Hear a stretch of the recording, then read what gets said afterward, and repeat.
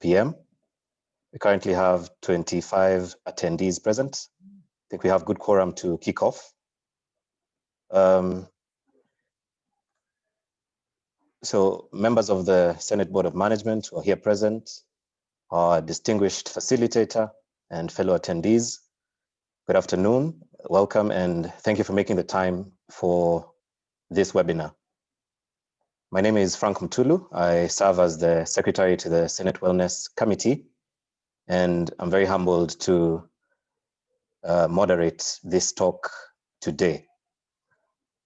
The Senate Staff Wellness Committee is excited to be hosting this webinar as the inaugural wellness activity since getting into office in end of August this year, with the promise of many more activities to follow. So we hope that you are as excited as we are to walk the journey towards covering the 8 dimensions of wellness. But before we dive right into the session, allow me to mention a few housekeeping matters. With the first one being that today's webinar is scheduled to last 1 hour, with the facilitator making a 45-minute presentation, followed by a 10-minute question and answer session. Kindly note that all participants shall be muted to enable the facilitator to present without interruption. And finally, as we move along at any point in time, feel free to use the inbuilt Q&A function on the platform to shoot any question that pops into mind, and the facilitator will then respond to them when we get to the Q&A session at the tail end. So that's that for housekeeping matters. So over the past 2 to 3 days, I'm sure many of you, just like me, have been following the US elections and watching analysts crunch numbers, talking about the blue states, the red states, the swing states, the popular vote projected now to total to about a mammoth of 160 million votes. People have also been talking about the Electoral College and, of course, the all-important magic number of 270. Today, coming close to home, we are honored to have Mr. Manyara Kirago, the Managing Director at Financial Counseling Kenya, to speak to us on personal finance management and investment planning. And in short, he's just going to be giving us guidelines on how to swing our personal finances and edge them closer and upwards towards that good number of 270, and how to keep us winning with our personal finances. But who is this man, Manyara Kirago? Allow me to read. Manyara Kirago is a personal financial planner, trainer, and coach. He helps Kenyan employees, professionals, and managers dramatically improve their financial life by increasing their wealth, achieving their goals, reducing their debt and financial stress through better financial management. Can I hear an amen? Okay, definitely not, because you're all muted, but anyway. Mr. Manyara is a graduate of Boston University's financial planning program and the College for Financial Planning in Denver, Colorado, USA. And he holds the Registered Financial Consultant, RFC, and Chartered Mutual Funds Counselor, CMFC, professional designations. Manyara has conducted personal finance training in many blue chip organizations, including the World Bank Group, PwC, and Safaricom, just to name a few. Manyara is also a longtime newspaper financial columnist and has been quoted in numerous personal finance articles. He has also been interviewed many times in all the major broadcast media in Kenya. Manyara is the author of a very successful book entitled How to Become a Lifelong Financial Success.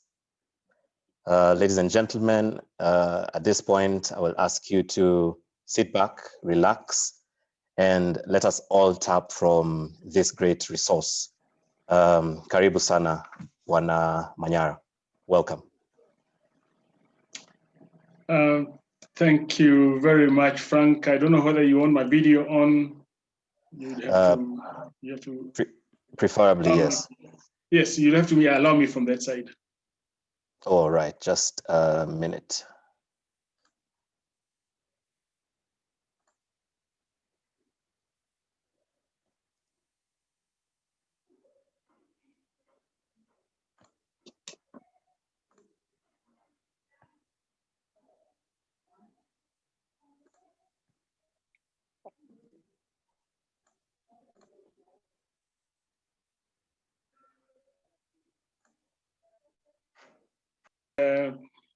That people never seem to get enough of. For instance, if you look back when you first got employed, for some of you, maybe 5 years ago, 2 years ago, but for some, I'm sure, for a number of you, it's probably quite a number of years. Now, if you look back to that first day you got a job, I'm sure you were very, very excited because you knew that now that you've got a job, all your problems are solved. But unfortunately, it didn't quite turn out like that, because when your salary eventually came at the end of the month, you discovered that it's not enough. And that's what most people experience. No matter how big the salary gets, it is never quite enough. And that's the reason I like talking about money. I like talking about money so that we can find out ways of managing it better, so that we live a better life. That's why I like talking about money. Now, let me see if I can start this.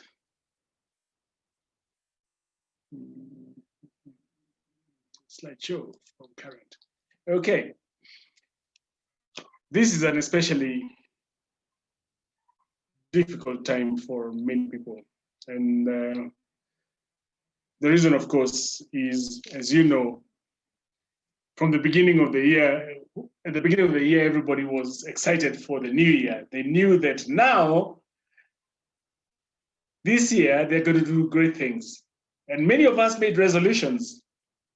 This year, I'm going to buy a house. This year, I'm going to buy a car. This year, I'm going to... Many people had ambitious goals. But then, things changed because of the pandemic. Now, Frank has just explained to you that I'm a personal financial planner and a coach, but that doesn't say much. What I actually do for individuals is this. I help individuals learn how they can manage their finances better, so that they can achieve their goals, so that they can have less stress, and so that they can live a better life. In simple terms, that's exactly my work, and I love it. For employers, I help employers achieve their goals, or help employers achieve their mission by helping the employees become more productive. Because when your finances are in order, when you have financial wellness, then you're automatically more productive. So that's how I help employers. But I didn't start out in this arena. In fact, I started out in a totally different career. I was an air traffic controller. Now, when I was working at Jomo Kenyatta Airport, giving orders, giving instructions to aircraft on how to land and where to go, I thought one day, now this career of mine, it's exciting, yes, But is it helping me achieve my personal goals?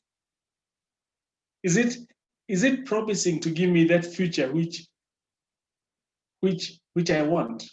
And unfortunately, I came, or rather fortunately, I came to the conclusion that it wasn't. So I decided to change.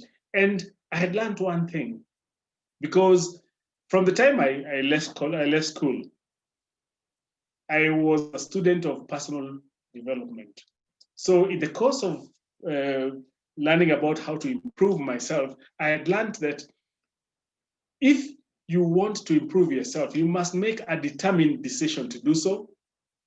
You must invest in yourself so that you have the skills and the resources to do so. And then you must implement the decisions you've made. Those three things. So that's exactly what I did. I went back to school, I studied, and what I studied was personal financial management. Although I didn't go straight to personal financial management. I went through a long route, which is another story for another day. But because of making this decision and doing these things, my life totally changed. And I found myself in this arena. God has truly blessed me because He has enabled me to do work that I could have never imagined I would have done. Like Frank mentioned, I've served at very many organizations. This one's being just some of them. All the top blue chip companies in Kenya, most likely I've served their people, and I've helped their staff improve their finances. So it has been a terrific journey for me. Besides that, I've also written a book about personal financial management, which again Frank has mentioned, called How to Become a Lifelong Financial Success. And I have a YouTube channel which is called Money Skills with Manyara.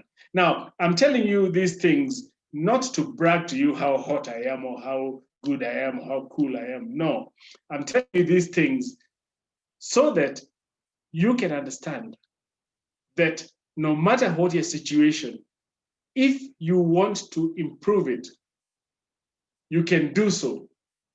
All you have to do is make the decision, determined decision. Invest in yourself.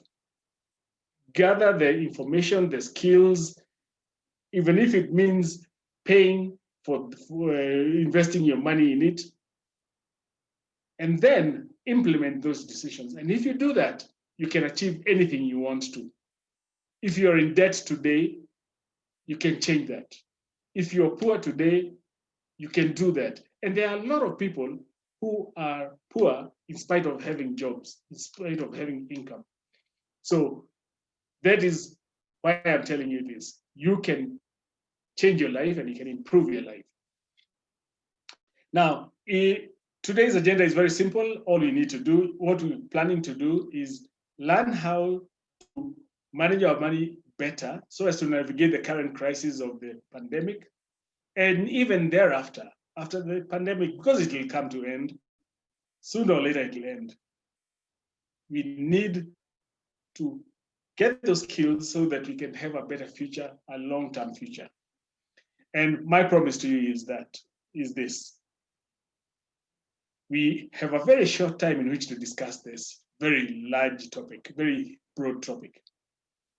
I'll do as much as I can to get some points across. But before I conclude, my promise to you is that I will show you how you can continue on that journey if that is what you want to do. So hold me to that promise. Like Frank said, please type your questions in the Q&A and we'll see if they can tackle them. There'll be time to tackle them. And to pick up where it started off, and that is how the year started. The year started with high hopes, but then you know what? Plans of mice and men often go awry. It's only God who knows what's going to happen. It's only God who controls everything. So we make our plans, but who executes them? It's God. So we didn't know this, but within a very short time, we found there was a pandemic. we found borders were being closed. We found that now we are being confined to our houses and confined to quarantine centers. We found that we had to keep away from each other. We had to social distance. So many things changed. And among those things that changed is people began to lose jobs. Most households have at least one partner, one income earning partner losing their job. Many houses are in that situation. All this happened within a very short space of time, something nobody could have predicted. Now, under these circumstances, the first instinct is to be scared and to worry. But you see, being scared or worrying does not help. And in fact, panic is the worst financial advisor you could have. What you need to do is control what you can control and leave the rest to God. It is what it is. Now, follow the principles, follow the policies that are laid out by the government, the medical officials, the curfews and all the quarantines and social distancing. Of course, they are all inconvenient and disruptive, but they are for the good of all of us. So let's just do it. As long as you survive now and live, you do not have to take any risks. You should make sure that you live now so that you can fight another day. Now, that's about general life. But as far as your finances are concerned, in the short term, what should you do? Benjamin Franklin said that there are only 3 faithful friends. 3 faithful friends. Now, the 3 faithful friends are, number 1, an old wife. Number 2, an old dog. And number 3, ready money. Now, I don't know anything about the old dog and especially not about the old wife, but I know for sure that in a crunch, having ready money is very, very important. What you should do is make sure you have built up cash reserves so that in case you lose your job or in case your partner loses their job and the household has got less money to use, you can still survive. How do you do this? You do this by accelerating inflows into money and decelerating outflows. To do that, you need to reconsider every expense on your budget. Major expenses, for now, put them on hold. If you're the type of person who's making extra payments towards their loans or towards their pension plans, stop those for now. But do not spend that money. Put it in your cash reserves. If you are running a business that's draining you, one of these side hustles, which is not contributing anything into your family, stop putting money into it. So that's how you decelerate outflows and accelerate inflows. If your income has been impacted, like for instance, if your partner has lost her job or his job, then you need to go into survival mode. And survival mode means concentrating strictly on the basics: food, shelter, utilities, transportation, that's all. And even these ones at the minimum level. Don't go ordering food from what are they called? This Uber rides, Uber Eats and all that, and thinking that now you're concentrating on the basics. No, cook that food. Don't rent an expensive house saying that that's shelter. No, rent a house that you can truly afford. And driving an expensive car is not transportation. That is ostentation. Get a car that you can afford. So live today to fight another day. So that's in the short term.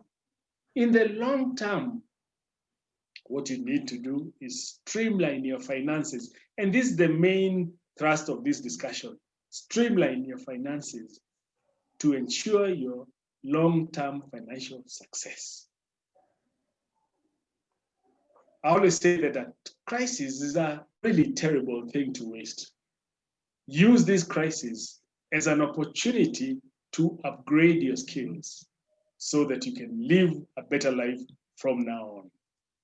Now, in my many years of working with in all those companies I've mentioned, I've discovered something. And what I've discovered is that there is a myth going around. And that myth is that so long as you have a high salary, you're a big success. You're okay.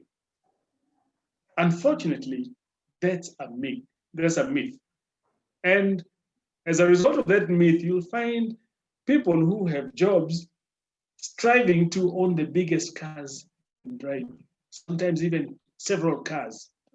You find them striving to be posting their pictures of their holidays online all the time.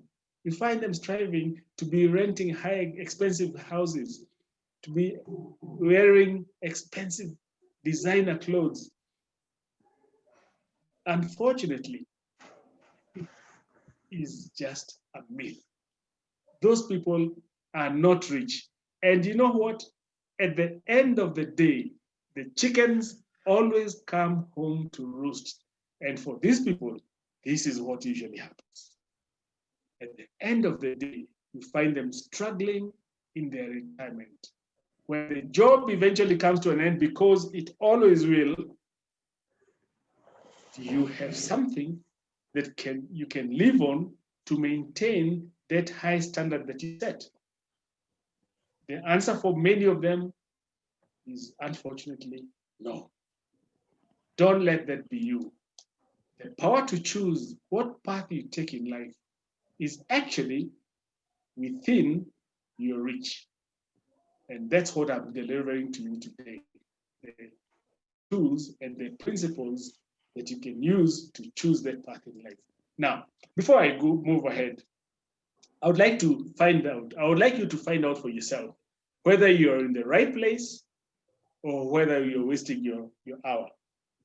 Now, you are in the right place if what you want for yourself is greater financial achievement, if what you want for yourself is to own a comfortable home, if what you want from yourself is to educate your kids, and most importantly, if what you want for yourself is financial security, especially in your older years. If that is you, then you're in the right place. You are also in the right place if you want to eliminate all bad debts from your life. If you want to eliminate financial stress from your life, then you're in the right place. However, you need to be able to be the kind of person who is ready to put effort and who is ready to exercise discipline. Because if you are not that kind of person, if you are looking for a shortcut to life, if you are looking for a get-rich-quick scheme, then this is not for you. And you are in the right place, especially so if you want money to be a blessing in your life to the glory of God. My friends, if that is you, then welcome. Now, how do you control your financial success or financial life? Mr. Manyara, sorry to interrupt at this point. Yes. Kindly request that you try activating your camera right now. Okay.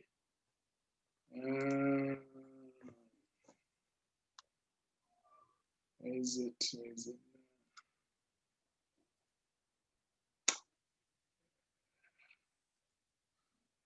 Now, where is it? It's, okay, I'll have to. Okay. There we All go. right. Can you see me? Perfect. Yes. Okay. All right. So, in order to control your financial destiny, I have a framework that you can use to manage your finances. I call this framework the pillars of financial success.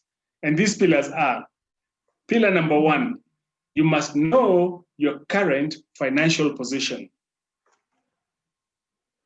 If you don't know where you are, how can you start planning where you're going? You can't. So the first thing is to know where you are. Unfortunately, most people have no clear idea about their financial position. Now, we are going to change that today. Pillar number 2, you need to have a set of smart financial goals. A person without goals is just like a dead fish floating down the river. No control over what happens. We must set goals, and the goals need to be smart. We look at how to set smart financial goals. Thirdly, you must manage your cash flow. If you don't manage the money that's coming into your life, no matter how much comes into your life, you'll end up in trouble. So that is pillar number 3. Pillar number 4 is learning how to invest. You invest so that you achieve the goals which you have set for yourself and improve your financial position. And pillar number 4 is actually the central pillar of your financial house. Now, if you're doing these 4 things, you're way ahead of most people. Unfortunately, that's not enough because life is unpredictable. And there are things which can happen in your life that can wipe away all that hard work.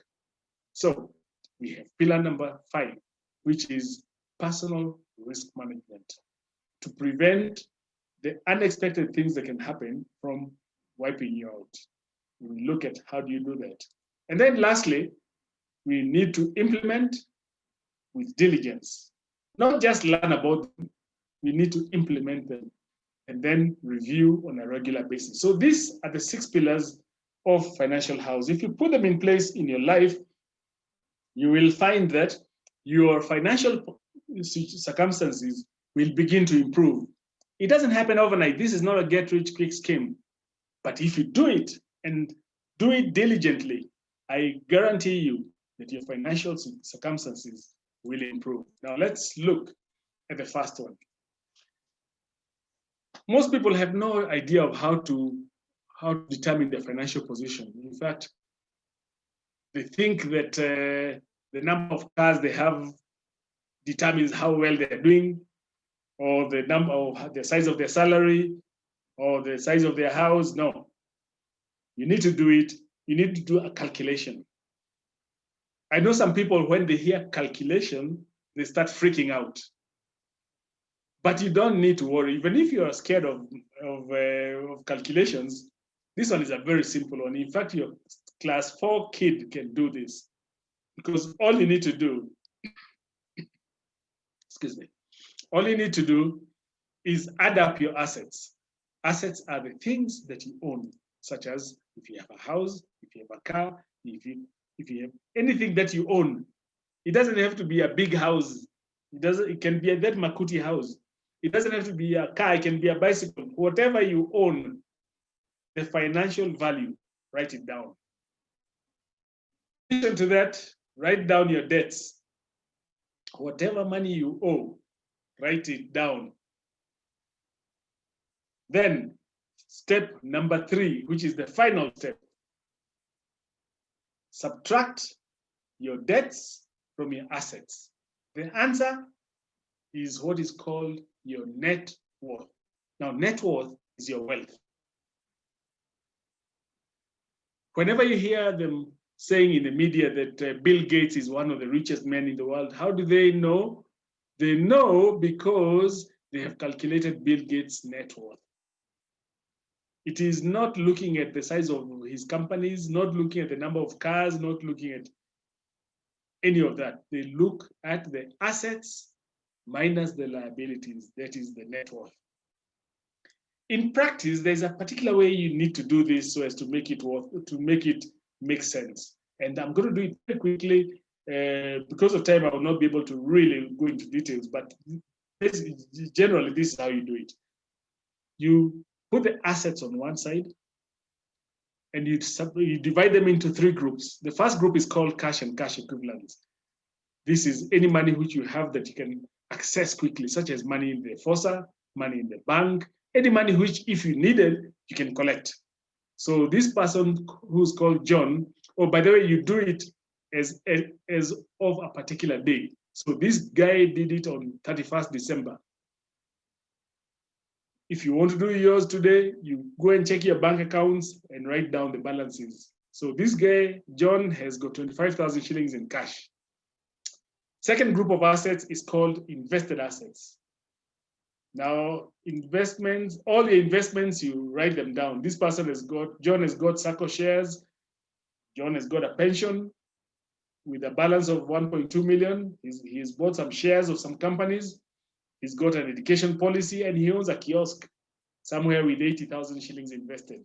So total invested assets for John is 2.2 million shillings. And that is the second group of assets. The final group of assets is his personal use assets, things which he has bought for his own personal use. Those are things such as a car, furniture. If you have bought a plot to build your house, or if you own your house, this is where it belongs. So John's personal use assets are 2.8 million. So we add the three groups to get the total assets, that's 5 million. On the other hand, there are debts. So John has got a SACCO loan of 1.5 million. He's got a bank loan of 1 million. By the way, don't worry about these figures, too big, too small. Even if your figures are a tenth of this, the principles are still hold. This is just a general one for anybody. So don't worry, even if your SACCO loan is 20,000 shillings, right in there. Even if you don't have any investments, even if you don't have a car or a house or whatever personal use assets you have, I'm sure you have some things in the house. Even if they are worth 50,000 shillings, write it here. Even if they are worth 20, write it. If you have 50 shillings in the bank, write it here. Maybe you don't even have a bank account. You just have an M-Pesa account. Write the balance there. So don't worry about how your figures, they're big or small. That's not the point. The point is you must structure them like this. So this person has got a school fees arrears of 100,000 and miscellaneous debts of 800, total debt 3.6. So total liability, total assets is 5 million, total debt is 3.6. So the person's net worth, John's net worth, is 5 million minus 3.6, which is 1.3. So now this figure, this 1.3, is a very important figure. It gives you the sum total of all the financial decisions you have been making since you began to work. The longer you've been working, the higher this should be. If you have been working for many years, it should be higher. If you just started working the other day, it could even start out being negative because maybe you don't have any assets and you have a HELB loan. If you have been working for many years, even if you have all the greatest cars in the world and your net worth is kidogo, you are a very poor person. And that, I'm afraid, is the case with so many of these people driving many of these big cars you're seeing around. They are actually very poor. Now, another thing, so that's the net worth. Another thing, this group of assets here, these cash assets, those ones show you whether or not you're prepared for emergencies.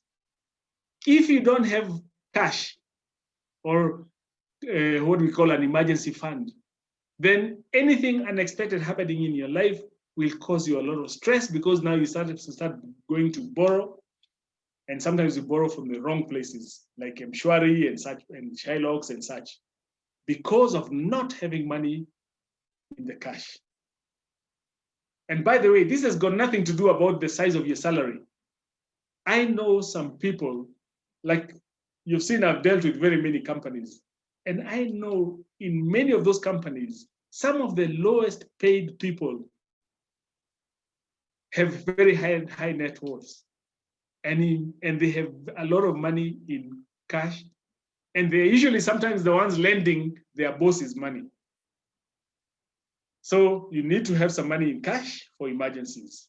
The second thing, and this is the most important thing, if you learn nothing else from today's discussion, learn this, that invested assets are the key to your financial success. invested assets are the key to your financial success.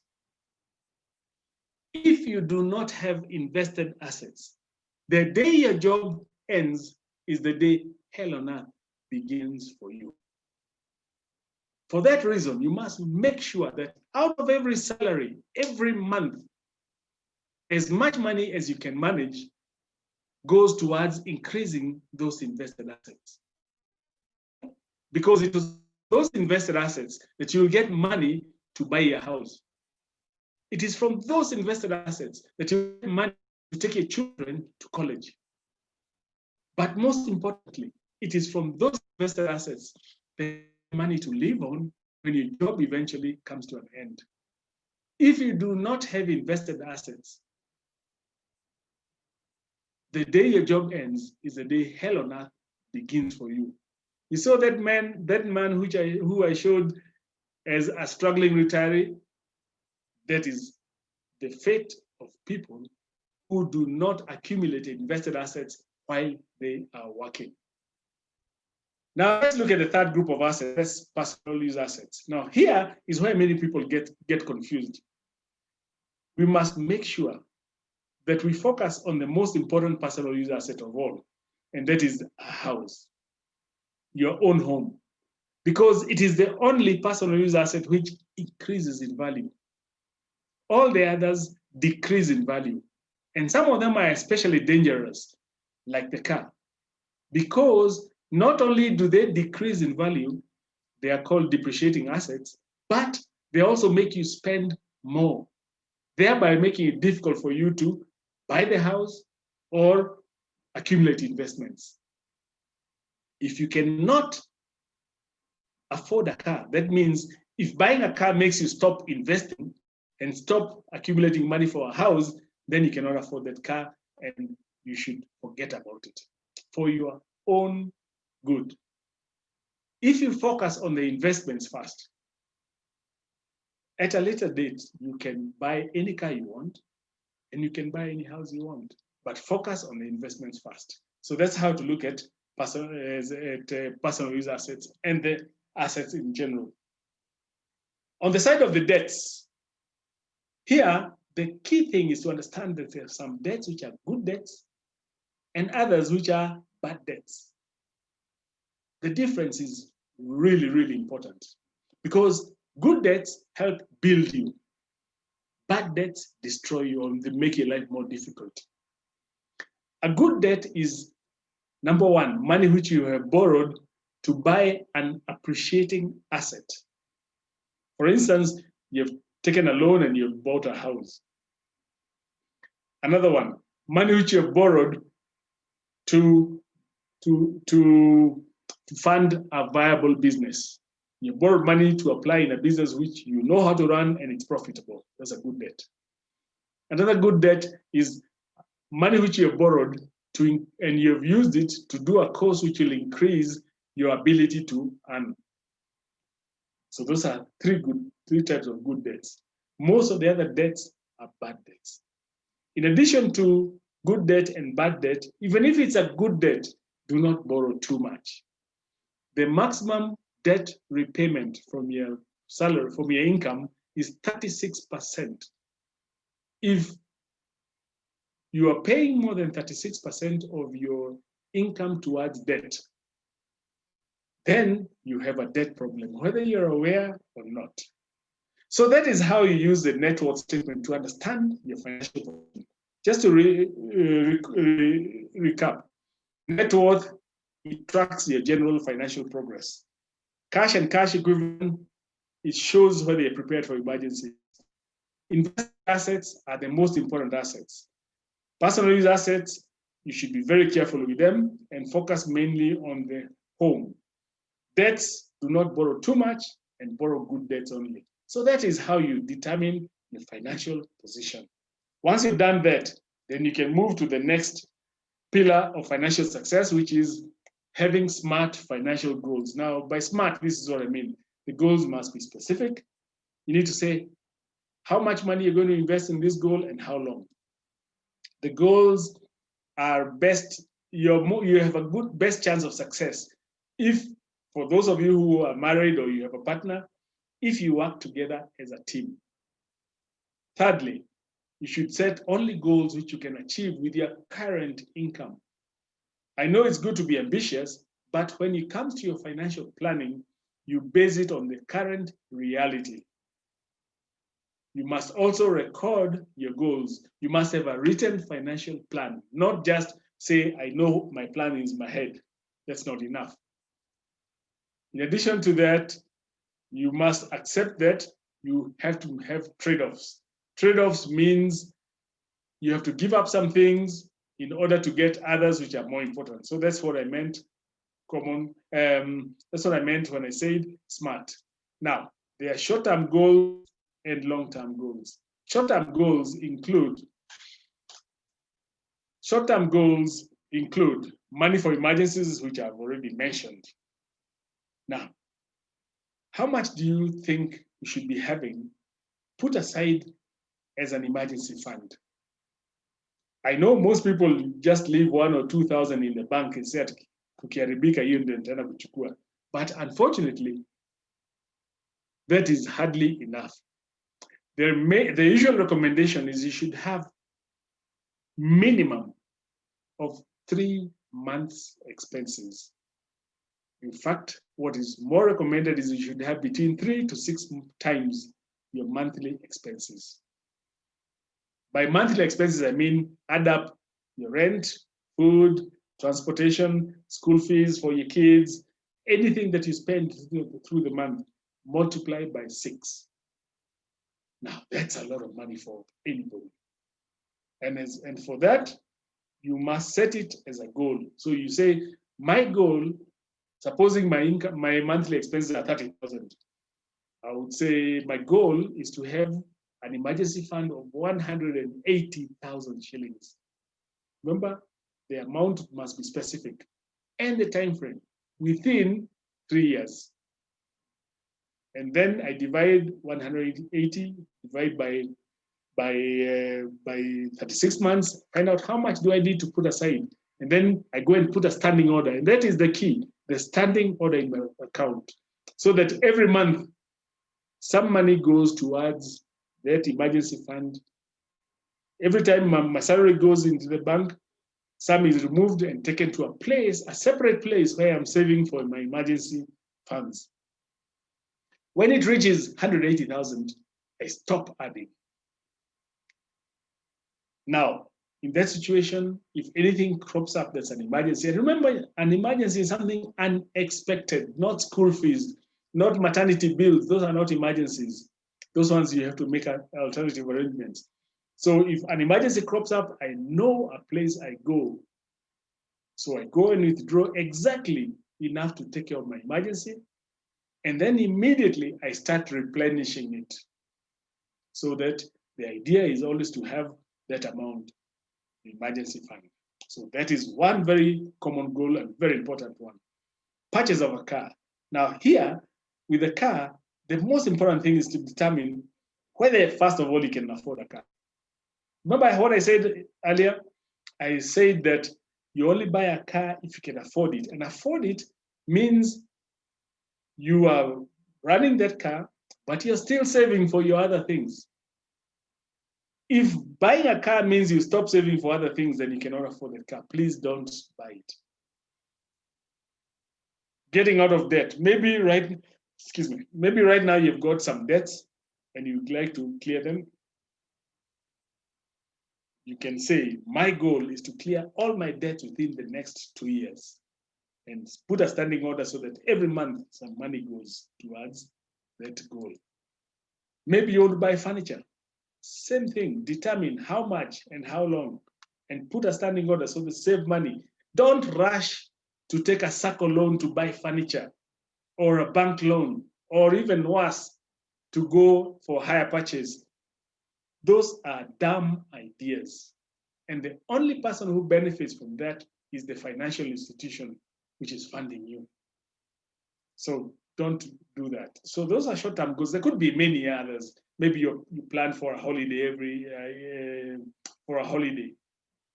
Maybe every year you go to Shago in December or whichever month, And you know, when you go, you spend more money. So what you do is every month you accumulate money so that when the time comes, you have the money. Don't borrow, don't take a loan when you're doing shags. Make sure everything is planned. So those are short-term goals. Now let's talk about longer-term goals: ownership of a home, business startup, children's higher education, and the biggest one, retirement. Now, all of these are really, really important goals. Each of them, you should make a determination of how long and how much. Because of time, I cannot go into really the details, but in short, purchase of a home is crucial. You can go use either a mortgage or use the SACCOs, because the price of a house is usually so much that it's unlikely that you'll have cash to buy one or build one from cash. So you can finance with the SACCO. Business, you have to make sure that you accumulate money to start the business. Don't borrow 100% of the money. If you do, it's very risky. Children's higher education, start investing for the children when they're still young. It makes it much, much easier. For retirement, remember this, and this is the most important message as far as goals are concerned. You see, all these other goals, a home, you can take a loan. Business, you can take a loan. Children, even children, it's not good to take a loan to take them to college, but you can. Buying a car, you can take a loan. Most of those other things, you can take a loan. But think about it. Who will lend you money to live on when you're old? I can give you the answer to that. Nobody. You are on your own. If you don't plan for your retirement, you are going to be one very miserable person. And please do not think of your children that your children will support you. They're going to be having their own struggles in life. And remember that your kids are not your retirement plan. You have the power within you to plan for your own retirement, and you must do it. Remember, pension at work is not enough. If you're depending on the pension, then you're going to be very poor, because it will probably give you 30 to 35% of your pre-retirement income. And then what happens immediately after you start getting it, because of inflation, your standard of living will continue falling, because most pensions are not adjusted for inflation. So remember that what you need to do is have other investments to supplement the pension. Think about anybody who's retired and who's comfortable. Just think about anybody you know who's retired and they're comfortable. You'll find that even if they do have a pension, they're not depending on that. They are probably depending on businesses, farm, and other investments, rental properties especially. You'll find that that is how they remain financially secure. So think about that as you're thinking about your retirement. So you'll find that there are so many goals. How do you fund them? There are a few things you need to do in order to be able to save money. You need to have a budget. Without a budget, you cannot. Another thing, stop buying things without planning. You should also control your debts. A lot of people complain about having to pay too much income tax, and yet there are opportunities in the tax laws for them to reduce their taxes, which they don't take advantage of. For instance, contributing more to a pension scheme, which kills two birds with one stone. It essentially improves their retirement money and reduces their current income taxes. But most people don't do that. A lot of employers have got benefits which are not, many employees do not take maximum advantage of. You should make sure you always take maximum advantage, and also be a good steward of the things that you own. Remember, the key to being able to save is to pay yourself first.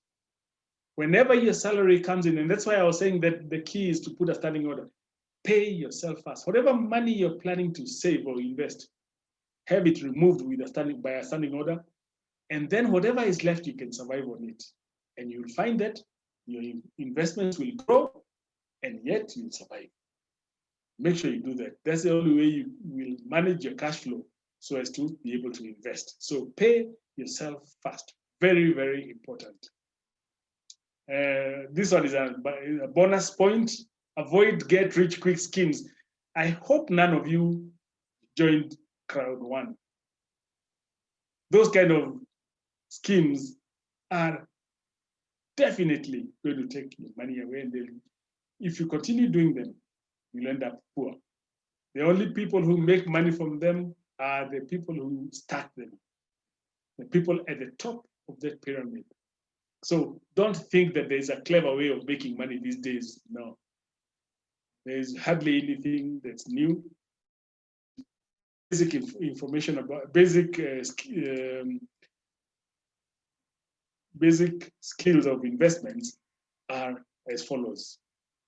First of all, you must have clear investment goals. You must evaluate the risk for any investment you're putting your money in. So when you're investing in Crowd One, do you know what they're investing in? Where are they taking your money?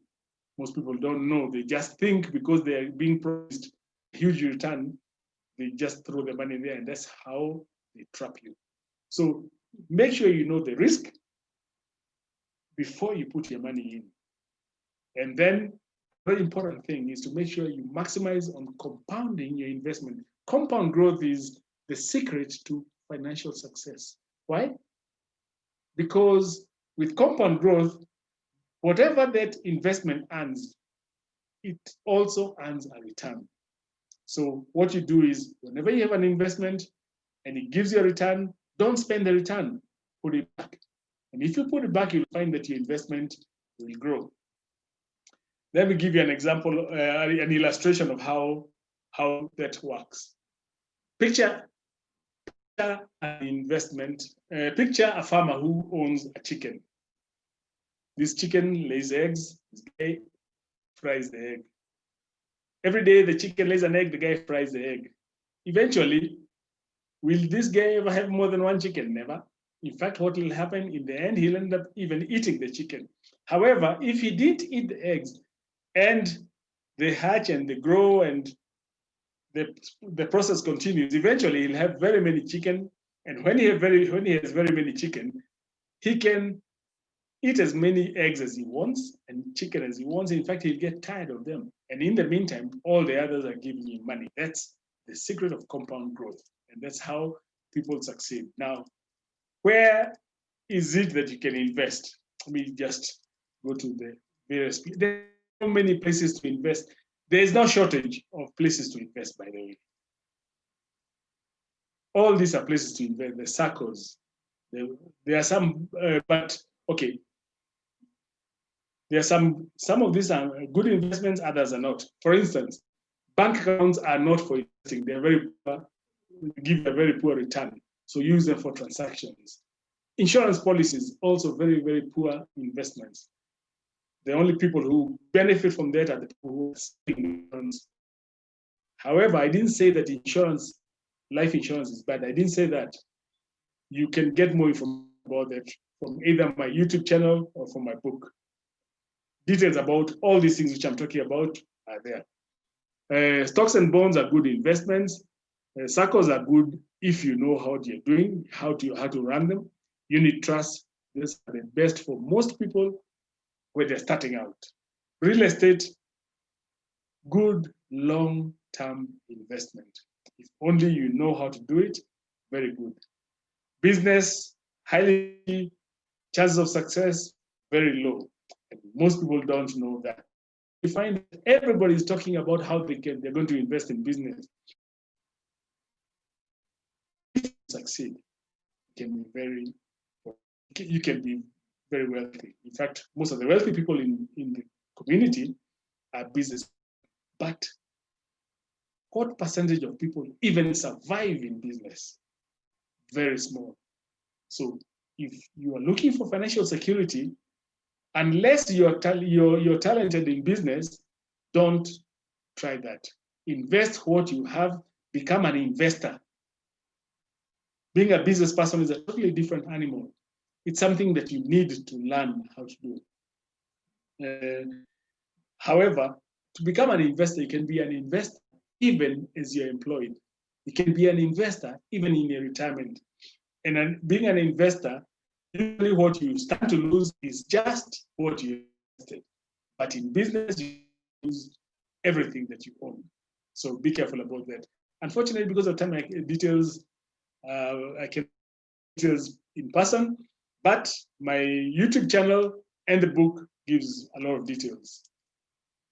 You come to risk management, basically you cover your risks with insurance. You can buy life insurance, you can buy property insurance, you can cover your personal liability, and very importantly, health insurance. Insurance helps cover all these kind of risks for a small premium. I've had people saying, I don't want to pay insurance because I've 6 years and I've never used it. Insurance is the one thing that you buy and you hope you should never use it, because if you have to use it, that means something bad has happened. So not buying insurance is a big mistake. The other thing we need to out, and which Kenyans don't like hearing about, is to think about when they are no longer with their family. They need to plan for their estate.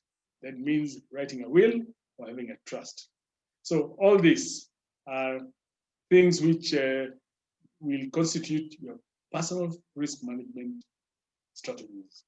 If you do this and you pray to God, you can have a long, successful and financial success. You have done the best that's possible. Which brings me now to the final pillar, and that is pillar number 6. I had promised you that because of the time, I cannot be able to go into details, and that's the fact. But for those of you who want to take it further, this is what you need to do, to increase your financial knowledge. Because the more you know about personal finances, the better financial decisions you'll be able to take. Get support from unbiased professionals. I always feel so bad for individuals who refuse to get advice from qualified people, and then they suffer so much later. It's not a good thing. Now, this is basically what I do. Like I told you, I help individuals improve their financial circumstances. There are several ways in which I do this.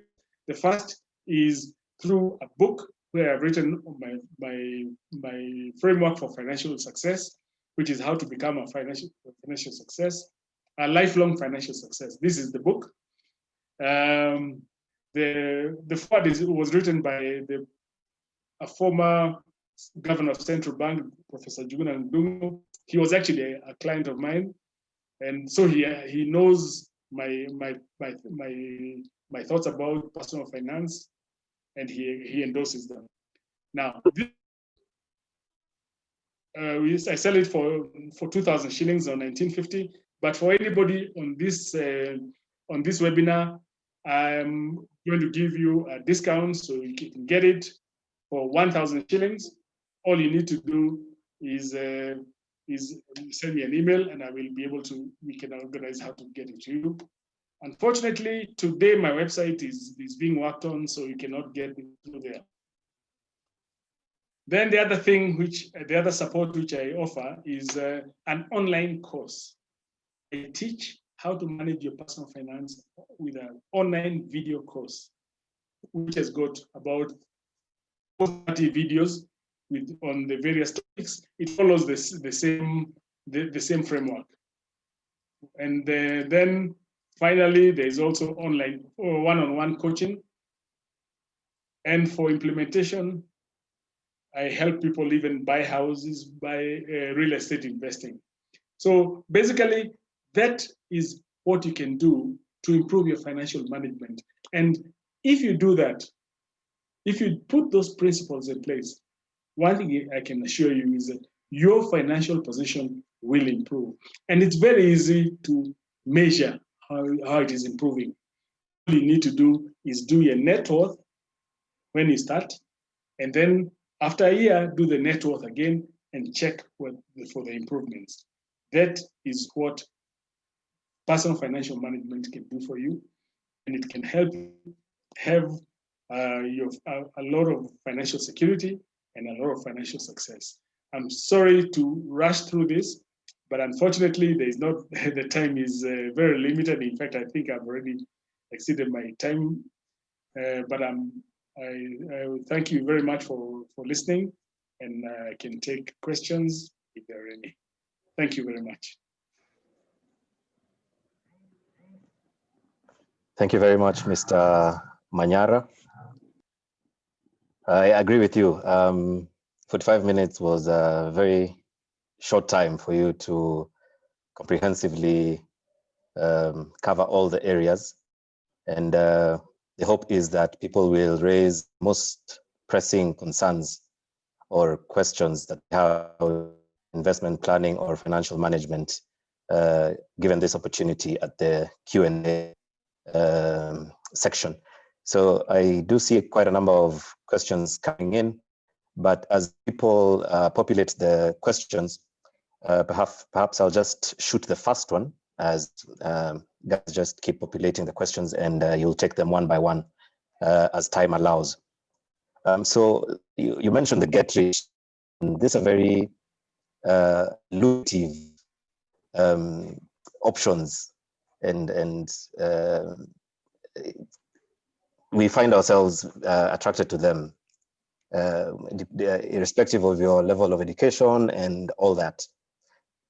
So the question is, we see some of this proper, I could call them regulated high yield funds, yeah, across the market, and they're regulated by the CMA and all that. And it gets to a point, you see it's a very solid investment, it is regulated, and there's no expectation that anything would go wrong. So how do you ensure that if you're investing in high risk areas, that your investment is safe? Because we also have products coming in the market, perhaps such as, there's a product called Mansa X by Standard Investment Bank that assures you of 24% returns per annum on your investment. And they invest in stocks, they invest in oil, they invest in currency, and the various indices in the foreign markets. So how sure are you that once you put your money in there, because you've said investments are what will guarantee your retirement, how sure are you that your investment is safe and that you will actually plow back? One thing I can say is that, remember what I said, the higher the return, the higher the risk. There is nobody, and I repeat that, nobody can guarantee you 24% return. If they could get that themselves, they wouldn't even be announcing. They will just be investing by themselves and getting rich in a very short time. So nobody can guarantee you that with credibility. I remember one of the world's biggest fraudulent investment was by this guy in the US who assured people that they were getting 12%, 10-12% thereabouts. Okay. What is his name? I forget his name. Bernie Madoff. Even 12% return he cannot get. He cannot guarantee anybody. What this particular person was doing, he was just running a classic Ponzi scheme. I'm not saying that Mansa X is running a Ponzi. I didn't say that. But I'm saying nobody can guarantee you 24% return. And I can stand by that anytime. And if you see such a high return, be very worried. You should know that the risk is high. And especially, you should never ever think of high risk investments for your retirement. Because that is one goal you cannot bear risk. So be very careful. And especially when they're advertising so much. Yeah, absolutely. Very well guided. So high risk, high return, and nobody can guarantee you 24% per annum returns. So the idea is once you hear that, run. So at this point, before we take the Q&A, allow me to recognize the presence of the Clerk of the Senate, Mr. Jeremiah Nyegenye. We also have other board members present. We have Mr. Njenga Juguna, who is the Director, Committee Services. We also have Deputy Director, PSC Secretariat, Madam Shadia Farid. And we also have our Hansard Editor, Madam Gladys Ndeda. Just recognize your presence and thank you for joining this webinar. I will now return the mic to Mr. Manyara to tackle the Q&A. As I see there are 13 questions lined up. Thank you. Okay, thank you very much. Let me see.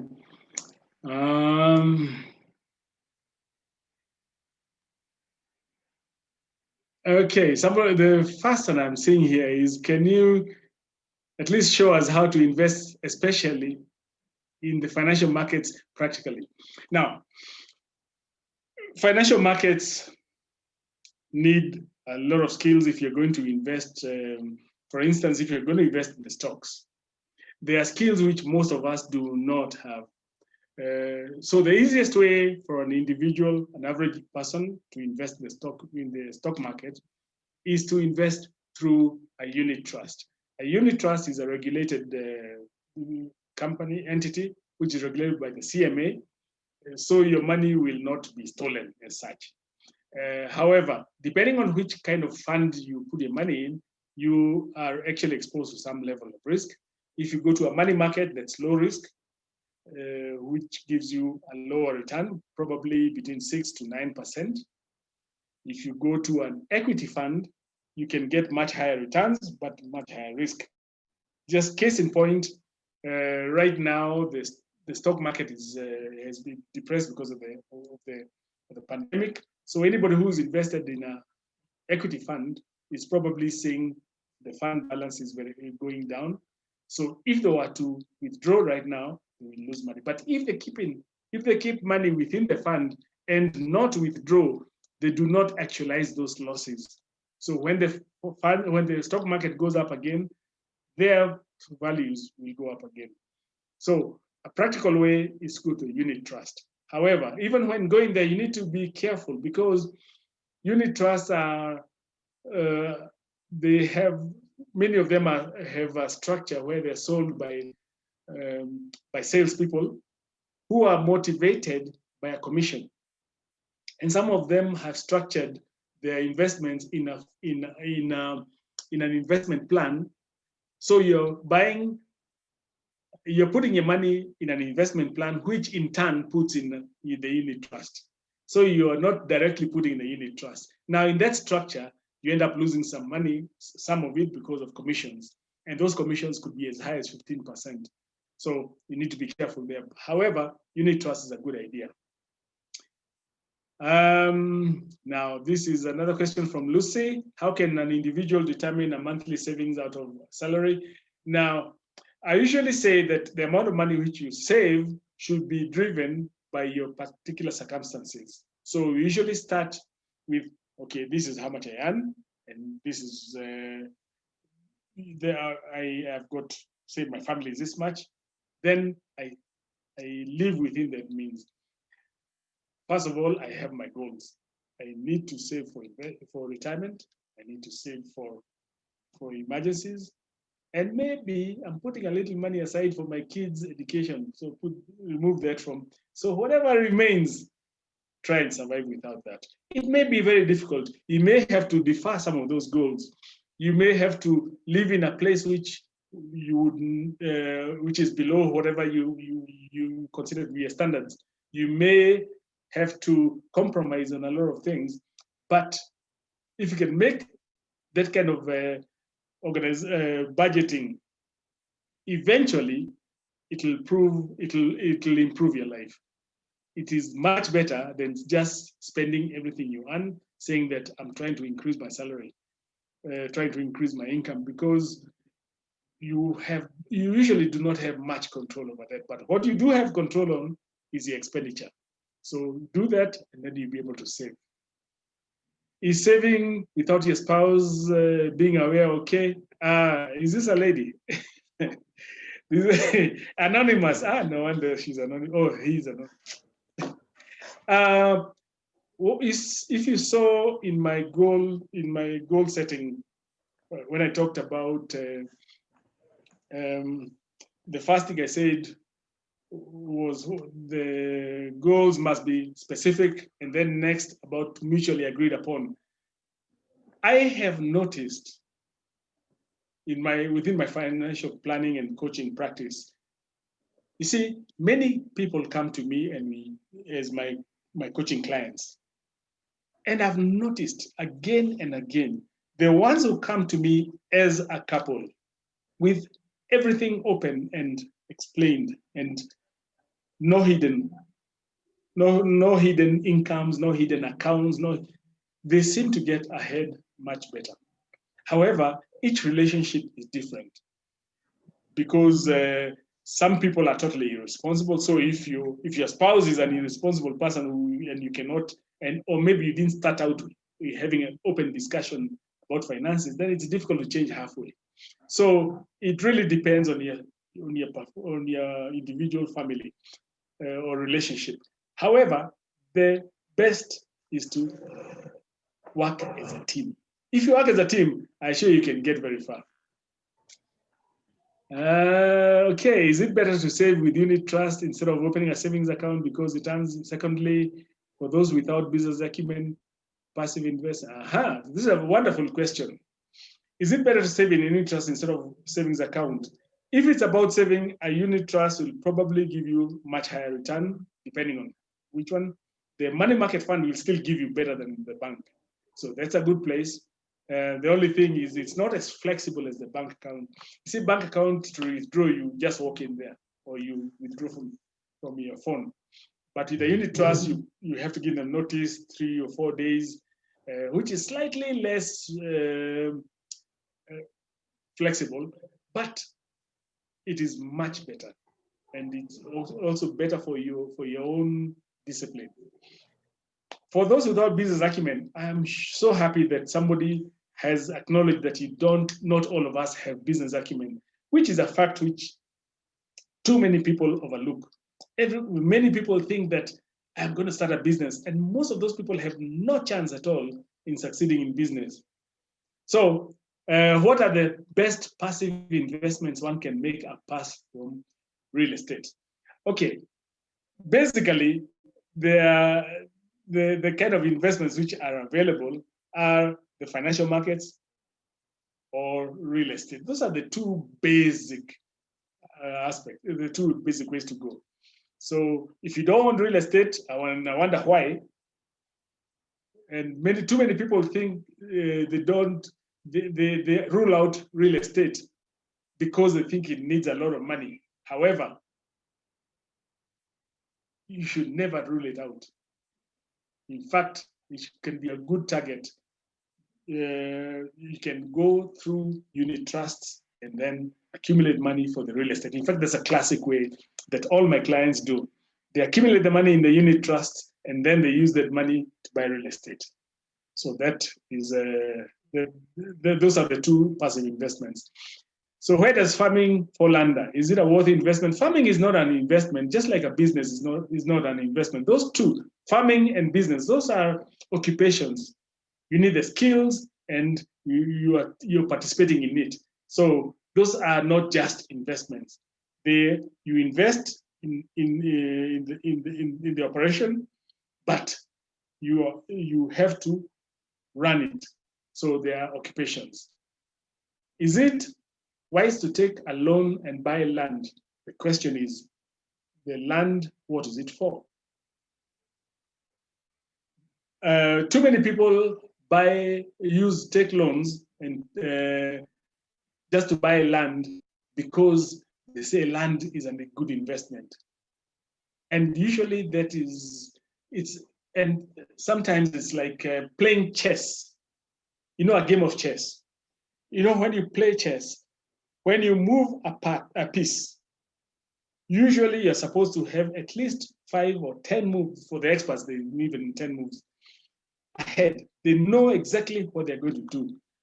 Unfortunately, many of us, we go to the circle, take a loan, buy a plot, and we don't know the next move. So you find that somebody has got 4 or 5 or 6 plots, and yet they cannot move to, they don't know what to do next. That is poor investing strategy. So the land, it depends on what the land is for. If you're buying land to build a house and you've identified, I'm buying this plot because I know I would like to live here, that's okay. If you're buying this plot because you know you can build a rental property here, that's fine. But not just buying plot because it is there or because it's been offered. That's a very wrong decision. Do you support chamas? It depends. If you're just shifting money around, it's a waste of time. And also, many chamas just unnecessarily complicate things. Some of them, when you join, you must take a loan. That means that when it comes to your turn, you must take the loan, and the interest rate is usually much higher than you can get other places. Now, why would you take a loan if you don't need a loan? That's one question. Another thing. Many chamas have penalties on withdrawal, which are ridiculous. Why would you sign that you're joining a chama, and if you want to withdraw, they have to take 10 or 15% or even 20% of your contribution? Why would you do that? And the other thing, that chama, when you contribute the money, what is the goal? And are those goals in line with your personal goals? Think about it. Sometimes you don't need chamas. You can have the social interaction without necessarily being in a chama. And invest, if you're thinking about investing with the advantage of being many people, a unit trust, there are many people in the unit trust, and it's much more flexible and it's much more open. So think about that. Then finally, not finally, Sam Kagenyi asks, I love the emphasis on get rich quick schemes many youth are looked into. How do you avoid? You avoid simply by knowing this. When it's too good to be true, it is too good to be true. Don't dare. Don't get greedy, please. Bernard Masinde, talk about real estate bubble in Kenya. Has it burst or not? Don't worry about whether it's burst or not. What you do is, if you're investing in real estate, invest with knowledge. Make sure you have done proper valuation of the property. Make sure you've invested in the right place. Then whether the bubble bursts or not, if you have the right strategy, you will survive. You will survive. Not only will you survive, you will thrive. In fact, when the bubble bursts, you will be in a position to take advantage of the people who did not do the right thing. How do you advise employees from the fear of missing out, bearing in mind peer pressure? Peer pressure is actually terrible. Peer pressure, if you're buying a car because all your friends are buying a car, that's the wrong reason to buy a car. If you're buying a plot because all your friends are buying a plot, that's the wrong reason. You should have your own personal financial plans. And the plans should be geared towards achieving the goals you have for yourself and your family, not trying to impress other people. You never succeed by impressing other people. I'm above 40 and I'm in a rush to manage my finances. Am I running too late? It is never too late. Of course, it's always better to have done it yesterday. It is always better to have done it 10 years ago or 20 years ago. However, the next best time is today. Start now. Chamas, we have groups. How can one grow a chama, merry-go-round to an investment group, and what are options are chamas to invest? Options to invest for chama. I'll talk about the options to invest. Option to invest for chamas. The same age an individual in. As a chama, you can invest in real estate. As a chama, you can invest in the unit trusts. Those are the two directions which I would suggest that people should think of for the chamas. What is the opinion of forex trading? Are there many groups offering the service? Forex trading, okay. Forex trading is a high risk investment, and there's always one thing we should remember, that we should only speculate, and high risk investment is speculating. We should only speculate with money which we can afford to lose. Now, if you are there, you don't even own a house, you don't have investment that support you in retirement or in case of losing a job, you don't have money for your children's higher education already, you don't have those ones, you have no business going to speculate in Forex. And doing that is doing a service to yourself and your family. Because when you lose, they lose. Bernard Masinde says, the pension laws only give an exemption of 240. Yes, that's correct. So what happens to those contributing more than 20,000? Do not contribute more than 20,000. Rather, what you should do is whatever is on top of the 20,000, invest it outside the pension scheme. You will be taxed, that's true, but it's better than have it trapped in the pension scheme, because remember, when it's in the pension scheme, you're not flexible as to removing it, and even when you eventually remove it, there'll be penalties, and then it will be taxed. So do not invest more than the maximum that gets the tax benefit. What is the advice on Bitcoin? Bitcoin, again, same thing. Bitcoin is not illegal, but same thing as Forex trading. High risk, speculative. It might give you a lot of money, but are you up to taking a lot of risk? Are you up to it? Do you have the financial situation to take those risks? Okay, now, what is this? Banamasinde, index funds. Okay. Index funds, okay, right now we don't have an index fund in Kenya. However, an index fund is just a fund which has got so many stocks that it tracks one of the indexes. Like for instance, the NSE 20 index. It just tracks that. And but we don't have index funds right now in Kenya. But that is what an index fund is. And so since it is not there are no index funds in Kenya, unless now you want to invest in an index fund outside the country. Between rental income and Airbnb, what would you propose the best option? Again, both of these are basically real estate. And it's the quality of the investment that will tell you what is better. I cannot give a broad answer that rental income is better. But it is a quality. So if you're going to do rental income, you better learn.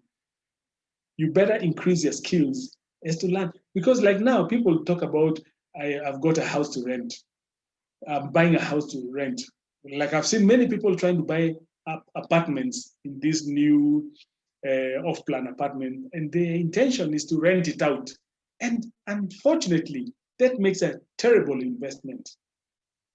But they don't know, because they have just not taken the time to educate themselves. So if you're going to invest in real estate, educate yourself or get a mentor, somebody who's qualified, somebody who knows what they're saying, not an agent who is selling a property, but a mentor, somebody who will be able to analyze their property and make sure it's got a high ROI. I'm interested in investing in real estate. What advice can you give me in the right direction? The advice is learn, educate yourself. And in the meantime, accumulate money which you can use as a deposit towards the real estate. But the most important is educate yourself, because not every property is a money-making property. I hope I got it right. So it means if you buy land to build your home, it's an investment. No, it is not an investment.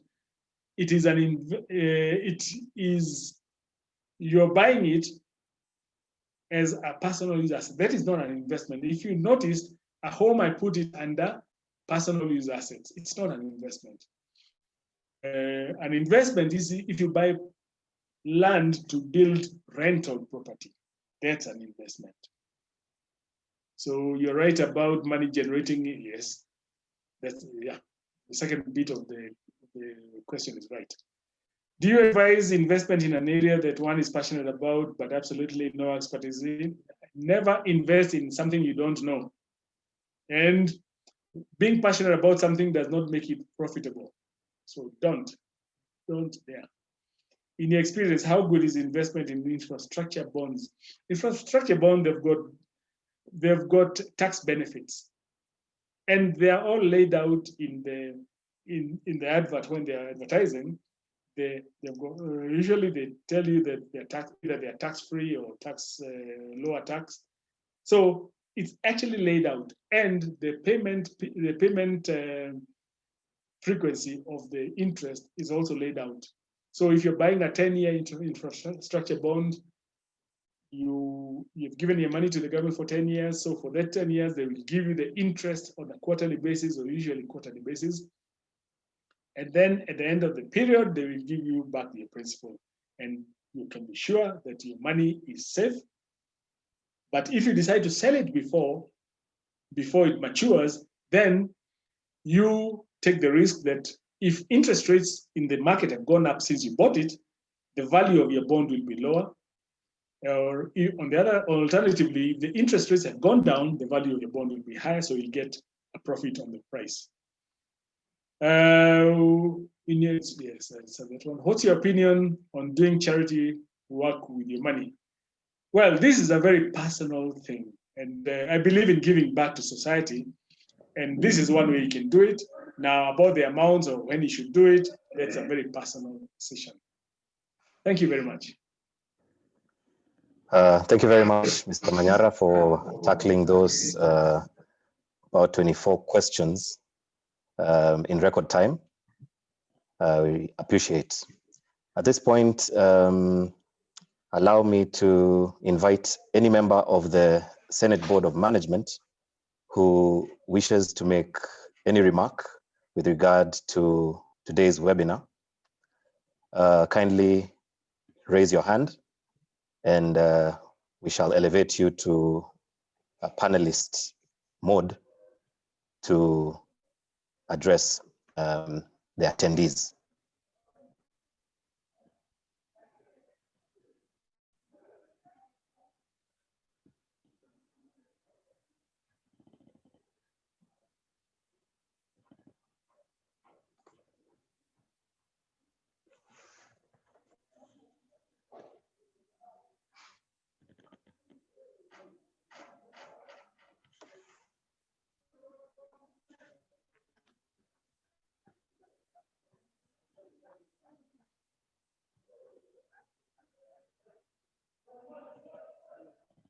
We'll give 30 more seconds for that.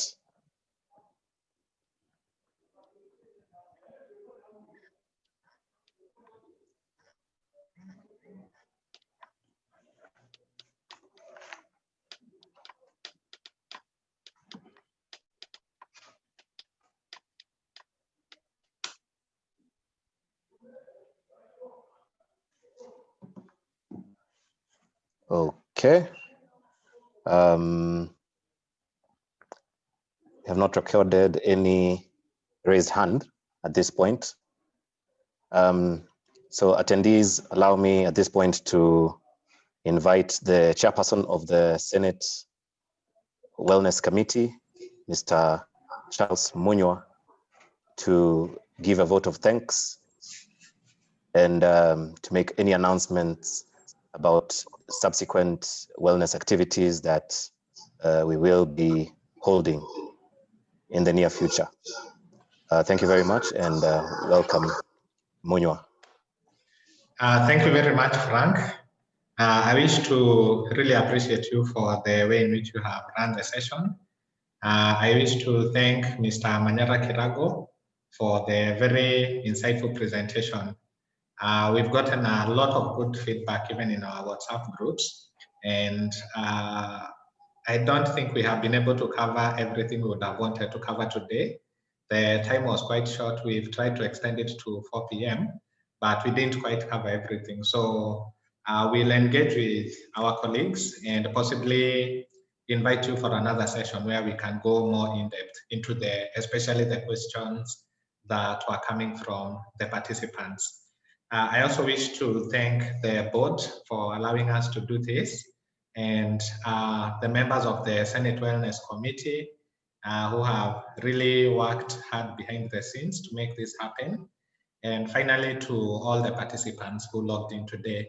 I think at the highest point we had 66 participants, which was really good, and we really thank you and appreciate you for that. We'll have quite a number of innovative wellness talks coming up in the next few months. Our target is to have a minimum of 1 wellness talk per month, but depending on the demand, we could even organize 2 in a month.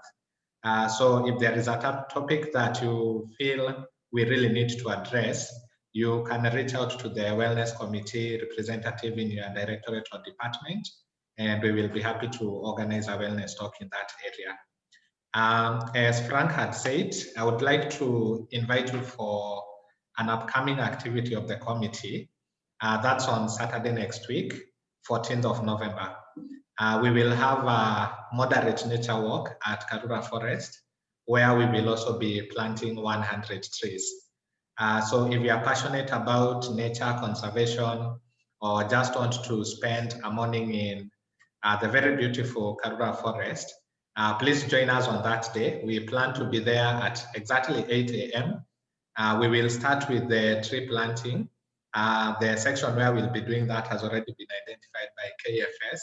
And then immediately after that, we will proceed for a moderate nature walk of about 10 kilometers. It will not be a fast walk. It will be a moderate one. But there are also various options for those who may not be able to do the entire 10 kilometers. You can walk for 5 kilometers, you can walk for 3 kilometers, or you can just go sit somewhere on a bench and take that time to unwind and to relax. So if you wish to participate, please speak with the wellness representative in your directorate or department. We will compile the names of those who will be taking part and share more details in the course of next week. The next thing I would like to inform you about is our Christmas charity appeal. As you are aware, one of the traditions we have had is to always at the end of the year do something to give back to the community. We didn't have one last year, we had one in 2018, and we are planning to have another one this year. So we plan to visit a home called Kariobangi Cheshire Home. It's a home for very destitute elderly men and women. They have 32 in their residential program at the moment, and they also run a daycare program for 300 very elderly and poor people from the neighboring Korogocho, Huruma, Grogon, Gay, and the surrounding slums. They also have people who take care of their families. So the support we give to them not only benefits the 332 elderly poor people, but it also goes into their families, the grandchildren who they are taking care of, and it would be a really great way to make their Christmas. The home is administered by the Franciscan Missionary Sisters for Africa. It's allied to the Catholic Church, which is actually next to the home. We've done a reconnaissance visit. We've met with the people running the home as well as the church officials, and they'd be very happy to receive us in December. In terms of our target, we are hoping to raise 1 million shillings, and this is how we propose to apply it. First, we propose to come up with a Christmas gift pack, each worth 2,000 shillings for the 300 destitute families. The total for that would come to around 600,000. And each of these gift packs will have sugar, wheat flour, rice, dengu, cooking oil, salt, baking powder, laundry bar, juice, some queen cakes and sweets for the children, and so on. We came up with this list in consultation with the administrators at the home. They are actually the ones who proposed these items as the ones that would really go towards making Christmas a big occasion for the families. Someone asked me why we have not included maize flour, and we also posed that question to them, and they said that the people in that community prefer unga ya kisiagi, and there are quite a number of them in the area. So he said it would not be useful to take them the 2 kg packet of unga ya ugali. So we'll be including the wheat flour in that package. We also propose to celebrate the 28 staff who work really hard to attend to the 332 families. We propose to give them gift vouchers, again, of 2,000 shillings, which they can use to purchase some Christmas items for their families. And then if that works out well, we propose to give a donation to the home of about 280,000. This is a home that depends entirely on charity and donations to run all the activities. And so this one would help them to start off next year, particularly because this year has been quite tough for them. We also invite those who may be able to give other donations in the form of mobility devices, such as wheelchairs, as well as blankets and clothing items, which may be donated to the families. How to participate? You can send your contributions via Safaricom paybill number. We now have a paybill number which is registered as Senate Wellness Committee Charity. We can assure you that every single shilling that will be made to that account will be fully accounted for. So we encourage you to start sending your support now. We propose that you do it in the form of gift packs, so that if you want to support one family, that is 2,000 shillings. If you want to support 2 families, that is 4,000 shillings. If you want to support 10 families, that is 20,000 shillings. If you want to support 5 families, that is 10,000 shillings.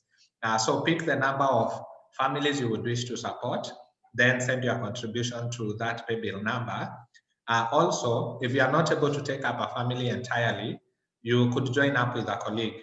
For instance, 2 of you can contribute 1,000 each, and that way that will be 2,000. So we are encouraging you to start sending your contributions now, so that we can start making arrangements for that in good time. How we propose to distribute the donations, because of the COVID protocols in place, we'll not be able to do all that on one day. So we have split it into 3 days.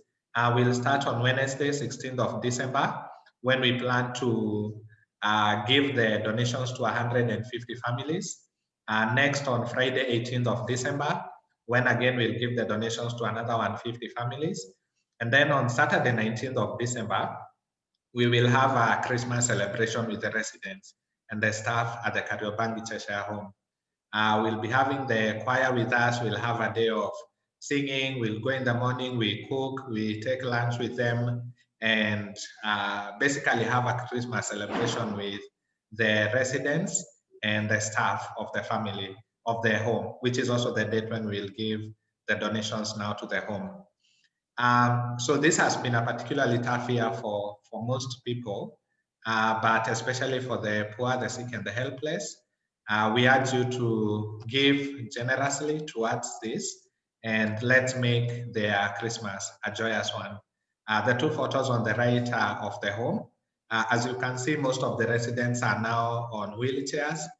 Most of them are in their 80s and 90s. Some are people who have suffered leprosy before. For those of you who may know, this is a home where the previous Archbishop of the Catholic Church stayed until the day when he died, as well as Mr. Kemani Maruge, if you may remember him, the 84-year student who enrolled in class 1.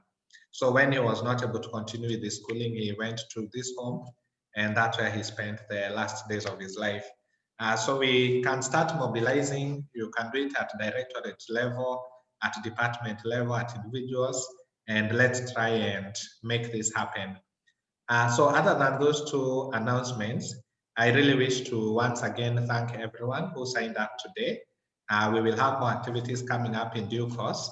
And as usual, we will communicate through the wellness representatives in your respective directorates and departments. So I'll hand over back to Mr. Frank Mutulu to bring the meeting to a close.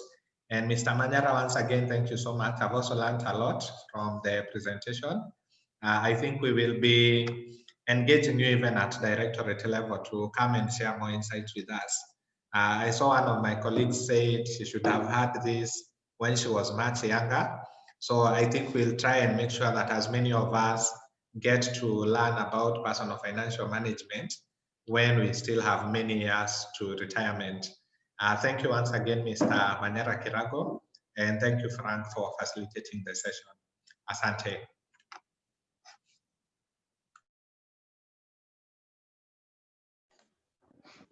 Thank you very much. At this point, the meeting stands adjourned.